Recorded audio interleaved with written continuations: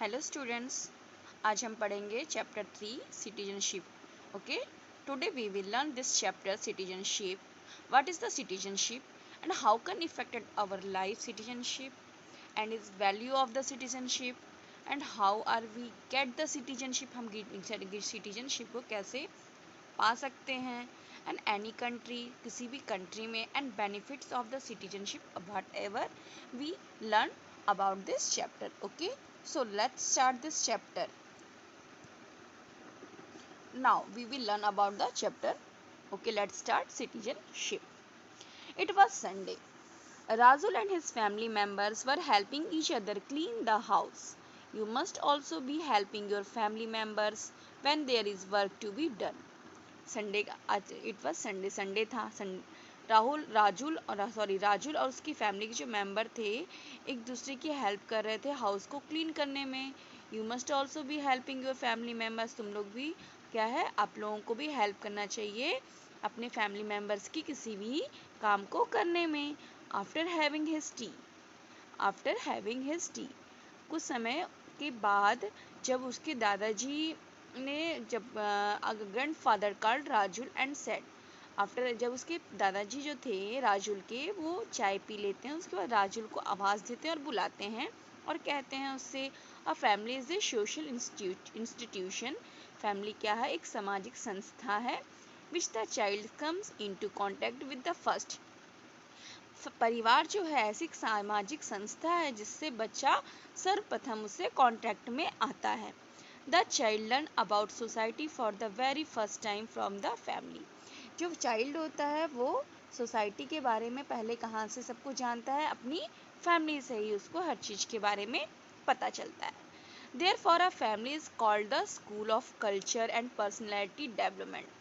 क्या फैमिली जो होती है, फैमिली से ही हमें क्या होता है, स्कूल के कल्चर्स होते हैं, हमारी पर्सनैलिटी डेवलपमेंट होती है. सब हम कहाँ से सीखते हैं, ये सब हम अपनी फैमिली के थ्रू, उनके द्वारा ही सीखते हैं. ठीक है. It is the smallest unit of a society. ये क्या है, एक स्मॉलेस्ट यूनिट है सोसाइटी का. A family also teach us that we are mutually dependent on each other. जो फैमिली है वो हमको सिखाती है कि हम कैसे एक दूसरे पे डिपेंड है अपने परिवार में. Each and every members of the family ought to help each other. इसमें क्या, एक दूसरे जो परिवार में जो हम एक दूसरे के साथ रहते हैं, हम एक दूसरे की हेल्प भी करते हैं और हम लोग का कनेक्ट एक दूसरे से एक दूसरे को रहता है, क्योंकि हम लोग को एक दूसरे की हेल्प करते हैं और एक दूसरे से हमारा बहुत ही बड़ा कनेक्शन होता है, उनसे लेना देना होता है, क्योंकि वो हमारी फैमिली होती है ना. Society is based on the principle of cooperation and it beginning with the family. Society family से पहले क्या होता है, पहले फैमिली होती है, फैमिली से ही तो सोसाइटी बनती है ना बेटा. तो सोसाइटी क्या होता है, सोसाइटी भी जो होती है कोऑपरेट करने का सिद्धांत अपनाती है. इसकी शुरुआत किससे होती है, परिवार से होती है. जिस तरह से हम इसमें जो आपका ये जो पैराग्राफ है, इसमें मोस्टली ये है कि जिस प्रकार हम फैमिली में एक दूसरे पर डिपेंड होते हैं और एक दूसरे की हेल्प करते हैं, उसी प्रकार सोसाइटी है. सोसाइटी में भी हम एक दूसरे के ऊपर डिपेंड होते हैं और एक दूसरे की हेल्प करते हैं, तभी हम सोसाइटी को आगे बढ़ा सकते हैं. इस प्रकार अपनी फैमिली को हम आगे बढ़ाने के लिए एक दूसरे को कोऑपरेट करते हैं और उनकी हेल्प करते हैं. ठीक है. Okay. There is always a mutual impact made by the ideas and attitudes of family members. We learn etiquette and manners from the family. जिस प्रकार से देखो क्या होता है, छोटे छोटे बच्चे जो होते हैं, जो जब बच्चे परिवार में जन्म लेता है तो वो ऑलवेज क्या करता है, उसको इम्पैक्ट कब पड़ता है, उस पर प्रभाव पड़ता है किसके, उसके फैमिली मेम्बर्स के एटीट्यूड्स का और उनके आइडियाज़ का. क्योंकि देखो जब बच्चा परिवार में जन्म लेता है बेटा, तो हाँ सब कुछ किससे सबसे पहले सीखता है, अपनी फैमिली से. वो हर चीज़ कहाँ से फॉलो करता है, अपनी फैमिली से. तो वो उनसे वो आइडियाज़ और एटीट्यूड भी वो फर्स्टली वो गेन करता है ना. We learn etiquette and manners from the family. ठीक है. क्योंकि एटिकेट मीन्स क्या होता है, तहजीब तमीज जो होती है वो कहाँ से, जो ये सब मैनर्स होते हैं, अच्छे बुरे विचार होते हैं, सब वो अपनी फैमिली से ही गेन करता है. The ideology of a family helps in making decisions which may or may not be acceptable. कुछ क्या होता है, कुछ विचार ऐसे होते हैं जो फैमिली के हेल्प से उनको कुछ हेल्प मिलती है, फैमिली की हेल्प से कुछ डिसीजन ऐसे होते हैं जो समाज में उनको स्वीकार किए जाते हैं, बहुत से डिसीजन ऐसे तो जो स्वीकार नहीं किए जाते हैं। हर बात तो अच्छी नहीं होती, कुछ बातें बुरी भी होती है ना। The family and school are institutions which shape us into the becoming better citizens and living a better life. एक फैमिली और जो स्कूल होता है वो एक ऐसा इंस्टीट्यूशन होता है, एक ऐसी सामाजिक संस्थान होती है जो एक शेप देती है, एक आकार प्रदान करती है किसी भी बच्चे को ग्रो, एक अच्छा सिटीजनशिप बनने में, एक नागरिक बनने में और एक अच्छी ज़िंदगी जीने के लिए। सो फैमिली का बहुत बड़ा योगदान होता है। When a child is born into a family, he nourished by his parents. जब बच्चा परिवार में जब जन्म लेता है तो उसका पालन पोषण उसके पेरेंट्स के थ्रू किया जाता है। After some time he establishes a relationship with the neighbors. फिर क्या होता है, जैसे बच्चा थोड़े समय के बाद जब बड़ा होता है तो वो अपने पड़ोसियों से अपनी रिलेशनशिप बनाने लगता है। Then he goes to school, और वो स्कूल जाने लगता है। As he grows constantly imitates his elders till he become an adult. और जब वो बड़ा होता है तो वो अपने से जो बड़े लोग होते हैं उनके कांटेक्ट में आने लगता है, उनसे संपर्क बनाने लगता है जब तक कि वो बड़ा ना हो जाए।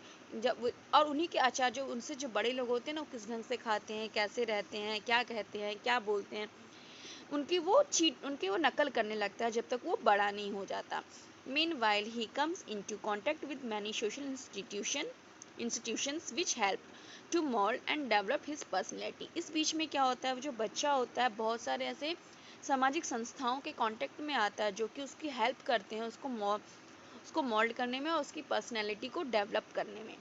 Okay, if a child is given the opportunity to think and take decision freely, अगर बच्चे को अगर ऐसी अपॉर्चुनिटी दी जाए कि वो अपने सोच समझ के आधार पे अपने फ्रीली होकर अपने डिसीजन को ले सके, तो he will become a good citizen, तो वो एक अच्छा नागरिक बन सकता है। अगर इसमें क्या है बेटा, जब किसी भी बच्चे को अगर हम फ्रीली इंडिपेंडेंटली हम लोग बोलते हैं, स्वतंत्र रूप से जब हम बोलते हैं कि आप इंडिपेंडेंट हो के आपकी सोचो कि आपके लिए क्या अच्छा है क्या गलत है, और वो उस चीज़ को डिसीजन लेता है फ्रीली, तो वो आगे जाके अपना अच्छा और बुरा अच्छी तरह से समझ सकता है और एक अच्छा नागरिक बन सकता है। Later on, when he become an adult, he will think independently in the social and political spheres of life and work according to the understanding of such situations. कुछ समय बाद जब बच्चा वो बड़ा होगा तो वो इंडिपेंडेंटली अपना सही और गलत सोच सकता है और एक उसके अकॉर्डिंग वो सामाजिक और राजनीतिक स्फीयर्स होते हैं, उसकी ज़िंदगी में जो बदलाव होंगे उसके अकॉर्डिंग वो और अपनी सोच समझ के आधार पे वो डिसीजन ले सकता है और उसको अच्छे से वो फॉलो भी कर सकता है। ठीक है। Rajul asked his grandfather, Dadaji, should the duties performed by each person be for his family alone?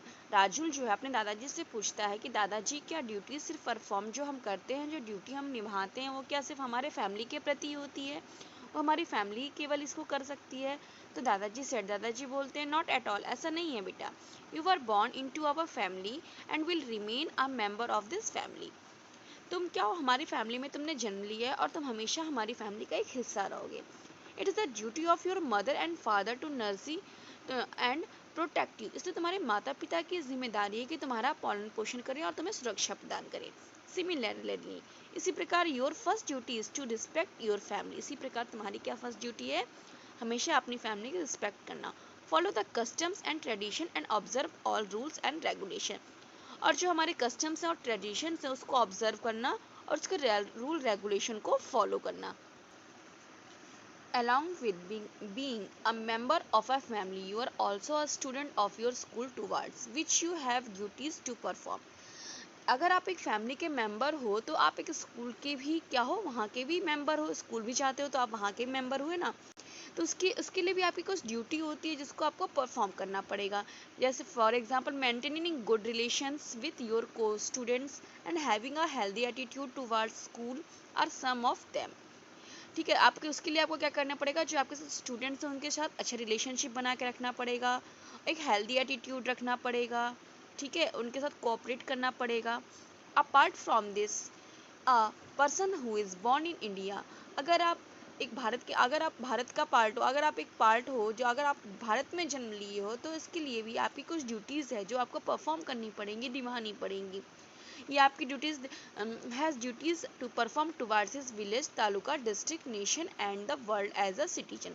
ये अगर आप भारत में जन्मे हो तो भारत के नागरिक होने के कारण आपकी ड्यूटीज विलेज के, अपने विलेज के प्रति, तालुका के प्रति और डिस्ट्रिक्ट के प्रति, नेशन के प्रति और ऑल ओवर वर्ल्ड एंड के प्रति निभानी पड़ेगी। और एज ए आप सिटीजन हो, एक नागरिक हो देश के, तो ठीक है। After listening to everything his Dadaji told him, Raju joined his mother in the cleaning of cupboard where is found a card on one of the shelves. After जब उस जो राजुल था अपने दादाजी की सारी बात सुनने के बाद वो मम्मी के साथ कबोर्ड को साफ करने में ज्वाइन, मम्मी का हेल्प करने में लग जाता है, उनकी सफाई करने में उनकी हेल्प करता है। तो जब कबोर्ड की सफाई करता है तो वहाँ पे उसको शेल्फ पे एक कार्ड रखा हुआ मिलता है। तो वो अपनी मम्मा से पूछता है, ही सेड, वो पूछता है व्हाट इज दिस मम्मी, ये क्या है। The mother replied, mummy answer देती है, this is a voter identity card of your father, ये तुम्हारे पापा का वोटर आइडेंटिटी कार्ड है।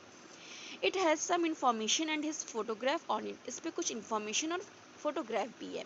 You come to know about the residential proof of the owner of the voter identity card too, इसके साथ ही इसमें तुम्हारे रेसिडेंशियल प्रूफ का कि तुम इस प्रूफ है कि तुम इस वोटर आईडी पर कि तुम इस मकान के तुम ऑनर हो। Their voter identity card must be with the person as a document for voting. अब जो वोटर आइडेंटिटी कार्ड है वो बहुत ही ज़रूरी होता है एक नागरिक के लिए, देश के नागरिक के लिए डॉक्यूमेंट के तौर पर वोटिंग करने के लिए। ओके, वोटिंग जब हम करते हैं ना उसके लिए वोटर आईडी कार्ड बहुत ही इंपॉर्टेंट होता है। इन इंडिया, भारत में, each and every citizen who is 18 years and above has the right to vote. हमारे भारत में ऐसा रूल है कि जो भी नागरिक 18 ईयर्स से ऊपर हो जाता है उसको वोट देने का अधिकार है।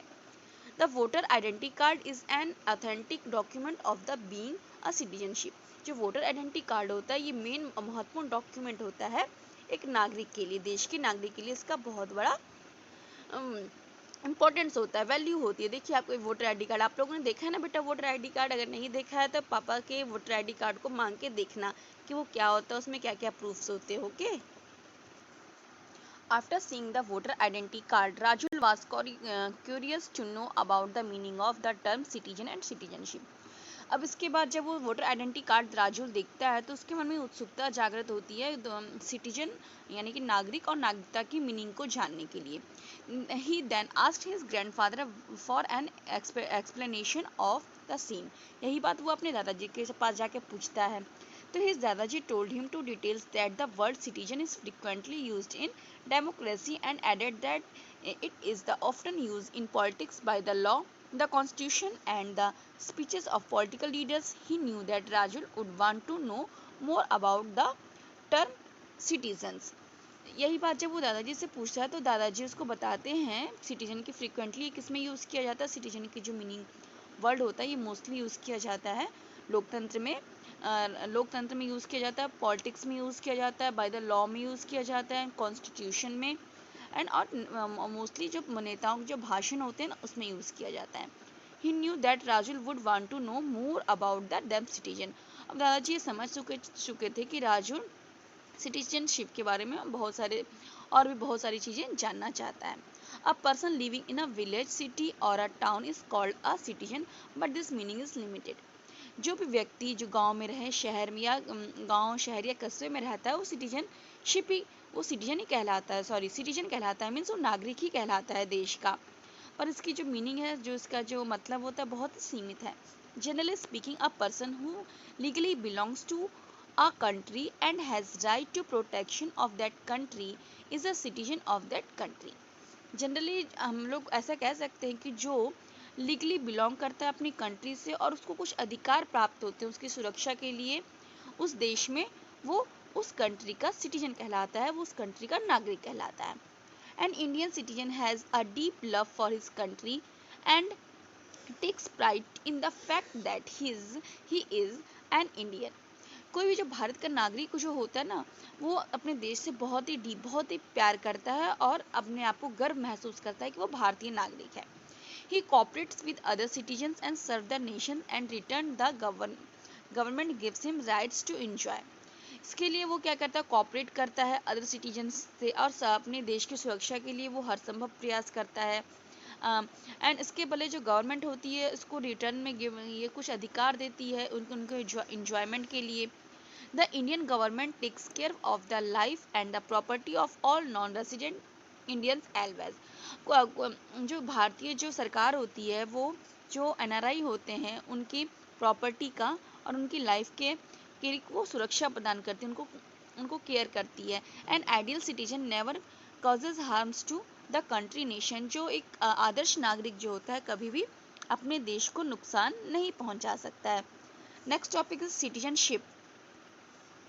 Every person living in India is not a citizen. Out of these people, most are Indians and some are foreigners. Every person जो भारत में जो रहते हैं, ऐसा नहीं कि सब सिटीजन वो भारत के ही नागरिक हों, ये संभव नहीं है। Out of this people most are Indians and some are foreigners, कुछ यहाँ पे भारतीय भी होते हैं, कुछ फॉरेनर्स भी आके हमारे देश में रहते हैं। Many people come to India from other countries and stay for home time temporary stay, कुछ लोग जो होते हैं अदर कंट्री से इंडिया में आते हैं, कुछ समय के लिए यहाँ स्टे रुकते हैं। They do not have a right to vote, उनको क्या होता है, जो लोग टेम्प्रोरी आते हैं यहाँ रुकते हैं, उनको हमारे देश में यानी कि भारत में वोट देने का अधिकार नहीं होता है। Participate as a candidate in elections, और वो इलेक्शन में पार्टिसिपेट नहीं कर सकते। और होल्ड गवर्नमेंट पोस्ट्स और इंजॉय अदर राइट्स, और वो गवर्नमेंट की जो पोस्टेज होते हैं उसको भी वो वहाँ पे वो जॉब नहीं कर सकते हैं, और उनको भारत में जो अधिकार होते हैं उनको वो अधिकार भी प्राप्त नहीं होते गवर्नमेंट के थ्रू। They are not called Indian citizens, वो भारत के नागरिक नहीं कहलाते हैं। जो लोग कुछ समय के लिए दूसरी कंट्री से हमारी कंट्री में आते हैं और यहाँ रुकते हैं, उनको ना तो वोट देने का अधिकार होता है, ना ही किसी भी इलेक्शन या उसमें पार्टिसिपेट करने का अधिकार होता है, ना ही उनको कोई गवर्नमेंट सीट पे जॉब करने का अधिकार होता है, ना ही उनको सरकार के जो उनके सुरक्षा का जो अधिकार प्राप्त होता है वो होता है। इसलिए जो सारे लोग आते हैं कुछ समय के लिए वो भारत के नागरिक नहीं कहलाते, is not called Indian citizens. Okay, they are citizen of their own countries, उनकी जो नागरिकता होती है वो उन्हीं की कंट्री की होती है जहाँ से वो आते हैं। People from Europe, USA, Russia, Japan etcetera, बहुत सारे जो लोग होते हैं यूरोप से आते हैं, रशिया से, जापान से, यूएसए से इंडिया में पढ़ने के लिए आते हैं। Come to India to study, पढ़ने के लिए आते हैं। To visit to work and various industrial sectors, कुछ आते हैं वर्क के सिलसिले में अलग अलग इंडस्ट्रियल एरिया में विजिट करने के लिए। कुछ ambassador of different countries stay in India but are not Indian citizen, कुछ अलग अलग कंट्री के एम्बेसडर्स होते हैं। एम्बेसडर्स मीन्स होता है राजदूत होते हैं, राजदूत जो होते हैं ना अलग कंट्री के, जो मतलब न्यूज़ जो पहुंचाते हैं एक जगह से दूसरी जगह, उनको राजदूत कहा जाता है और उनको इंग्लिश में एम्बेसडर कहते हैं। वो भी इंडिया में रहते हैं, पर ऐसा नहीं कि जब वो लोग इंडिया में रह रहे हैं तो वो लोग भी भारत के नागरिक ही कहलाएंगे, वो भारत के नागरिक नहीं कहलाते हैं। Citizenship means to stay permanently in country, to enjoy the rights given by the state and perform the duties entrusted to a person.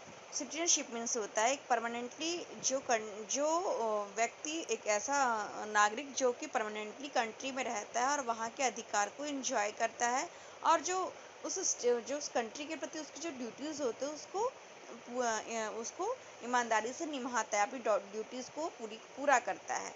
A person gets or loses a citizenship according to the rules prescribed in the Constitution of India. एक जो person होता है वो Indian constitution के कुछ rule के according वो उसको पा भी सकता है और उसके कुछ उसको लॉस भी कर सकता है, उसको खो भी सकता है अपने भारत की अपनी नागरिकता को, भारत की किसी भी कंट्री की नागरिकता को। कुछ रूल होते हैं उसके अकॉर्डिंग वो पा भी सकता है और उसको खो भी सकता है, लॉस भी कर सकता है। According to the constitution, single citizenship is given by the union government to all citizen of India. जो संविधान के अकॉर्डिंग क्या होता है, जो सिंगल व्यक्ति को एक ही सिटीजनशिप मिलती है भारतीय संविधान के अनुसार, जो कोई भी देश का नागरिक है उसको एक ही नागरिकता दी जाती है, वो है भारतीय नागरिकता। ठीक है, ऐसा नहीं कि सिटीजन में बिलोंग टू गुजरात और Maharashtra but he is not entitled to get dual citizenship of a state and the union.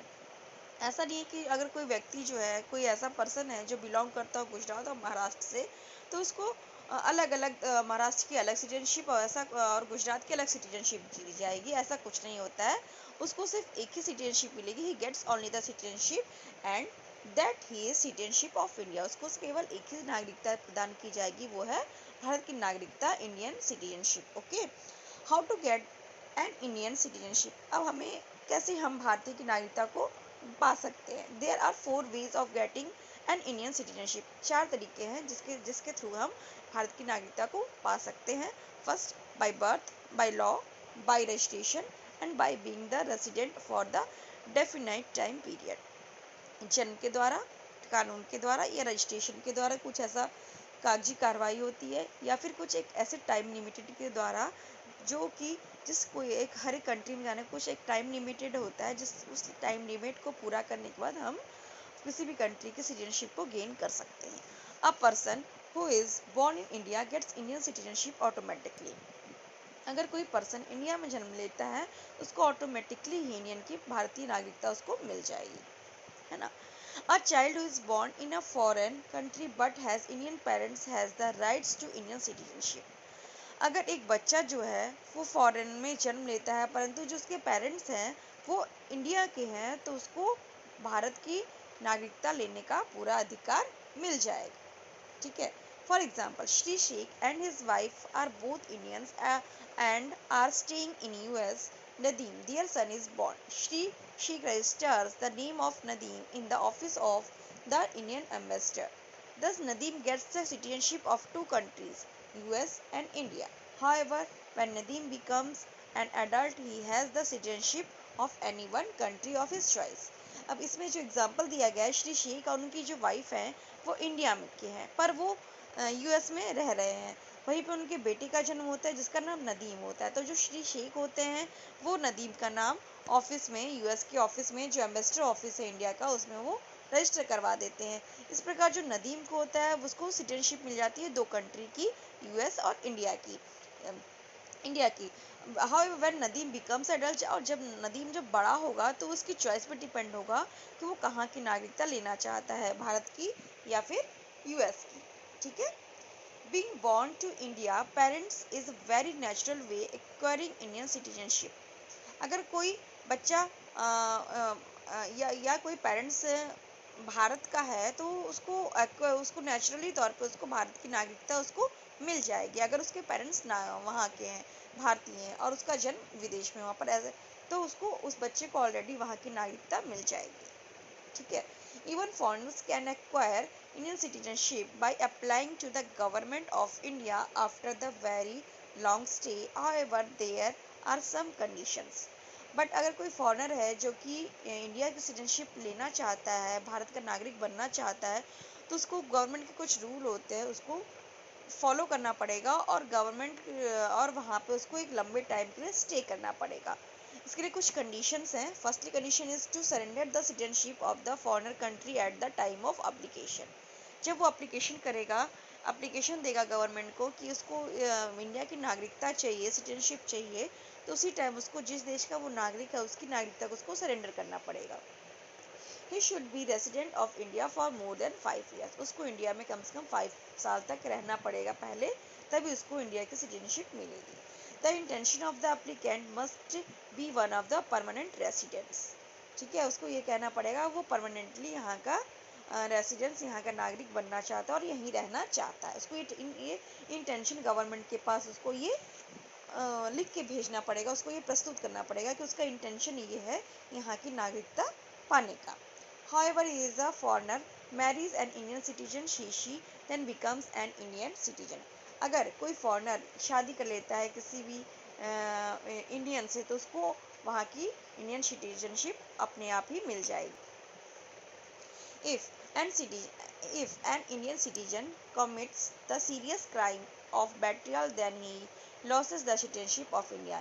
यदि कोई भारत का नागरिक कोई ऐसा क्राइम करता है, कुछ ऐसा बेट्रियल गुनाह करता है, तो उसी टाइम उसकी सिटीजनशिप उसका लॉस हो जाएगा, उसकी सिटीजनशिप खत्म हो जाएगी, उसकी भारत की नागरिकता समाप्त हो जाएगी। राजुल सेड दादाजी, राजुल अपने दादाजी से कहता है, I have got a lot of information about citizen and citizenship from you which I will pass on to all my friends. वो अपने दादाजी से कहता है कि मैंने आपसे सिटीजन और सिटीजनशिप के बारे में बहुत सारी इन्फॉर्मेशन पा ली है, अब मैं इन सारी इन्फॉर्मेशन को अपने दोस्तों को बताऊंगा। ठीक है बेटा, समझ में आया आपको चैप्टर? इस वीडियो को देखना और समझना, ठीक है। चलो बाय।